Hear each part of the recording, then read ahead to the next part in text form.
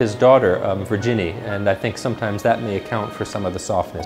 We're going to take a look at Clarence Chatterton, who was part of the inner circle of Monmouth, Mohegan, Maine. Would you tell us about him? Actually, Clarence Chatterton was in Ogunquit, Maine. Oh, Ogunquit. This is still Ogunquit, and this is 1940. Chatterton was a professor at Vassar and a very close friend of Edward Hopper, and I think it's very clear that you can see they shared the same sensibility about that late light in August that you see in New England, where all of a sudden the shadows turn very blue and very long.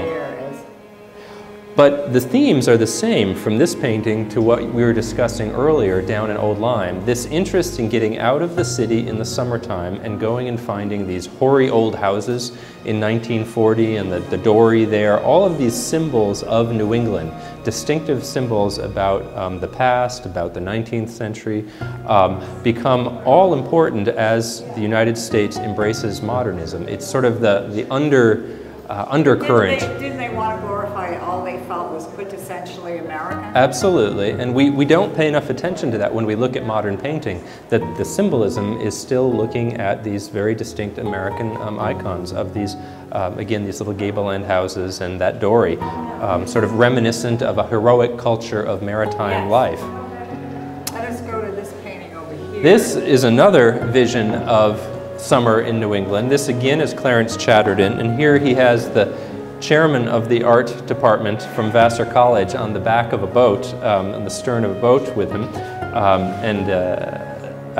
What I find so wonderful about this is really the moment where all of a sudden Maine becomes vacation land, if you will, and this, again, this very dark cerulean blue that you see in the background. About that painting. There is nothing industrial about this painting. This is just pure warmth at the end of summer before one goes back to work for the fall. Well, let's take a look at Monhegan. Yes.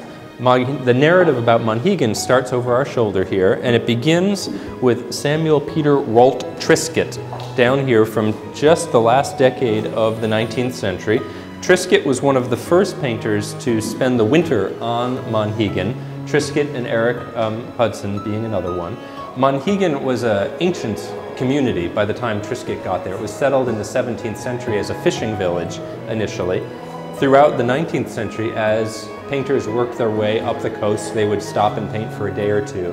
But it really became an art colony in the years after the turn of the century, initially with painters like Trisket, who to some extent went native by spending the winter there and watching the local customs and the local traditions of the fishermen as they lived on the island. Isn't it interesting? It's interesting to me as you describe this, that the painters, the artists went in and followed really the blue-collar workers and what they were doing. But you wouldn't see that today with painters, particularly during the 20s and 30s you saw a bit of it. Particularly in Maine, and we'll see this more and more in Monhegan. In Connecticut, you'll notice we didn't really see figures in the landscape at all. It was just a little glimpse of the trees, a little glimpse of the marshal, very pastoral. In Maine, the focus is very distinctly on working people, on fisher folk, on understanding local character and local color. It's a very different way of approaching your subject. Very much so. Yes, indeed. They glorified Yep. the fishermen. Let's go and look at this one. What's fascinating is what happens when you get an old lime painter showing up on Monhegan. So here you have that very bright sweetness and light palette of Charles Ebert depicting the headlands of Monhegan. So this is the opposite side of the island from the village. Very bright, very sunny. Also the technique is almost a waterway like Van Gogh with the touch It's of pure gold. Impressionism and that very high key palette. And again, this sort of the stuttering the brush across the canvas. This is about 1907 or so, 1909. And again shows the fact that these artists are coming and going from the different colonies. From this moment though, the vision of Monhegan is going to get very dark because there's another New Yorker who shows up named Robert Henry and brings all of his students, including Edward Hopper, to the island. Each of the art colonies in New England, Coscob, Old Lyme, Ogunquit, and Monhegan, has a father figure, if you will, and Robert Henry becomes very important to modernists who begin to summer on Monhegan just after the turn of the century. Henry was a professor and an art teacher in New York City, and he had a coterie of young modern painters who came with him to Monhegan in the early decades of the 20th century. He trained his students to bring little panels, small wooden panels with them, and he invented a device for racking them all up, so as they climbed over the rocks they could very quickly execute these gestural paintings and then slide them into a rack and carry them back to the village, to the Trailing U or to the to the Monhegan Hotel, Monhegan House. What's so fascinating about these little paintings is that gestural nature. It's all about a very quick movement of the brush. So it's not unlike what was happening earlier, the quick impressions that we saw in Connecticut, but it's very dark and very moody. One of Henry's principal students was Edward Hopper, who we know so well from later in his career. This is a very early Hopper from about 1917 or 1918 when he joined Henry on Monhegan. And again, it's one of these very small wooden panels, painting much like his art teacher. And it's all about geometry, it's all about color. And what I find so fascinating about this painting is here, if you look at the blues again of the harbor and the Atlantic off in the distance, and that's the island of... They're very solid and structured. They're very structured, they're very solid. It's about geometry of these houses and that headland, that island back behind. It is extremely... I blew it. No, that's all right.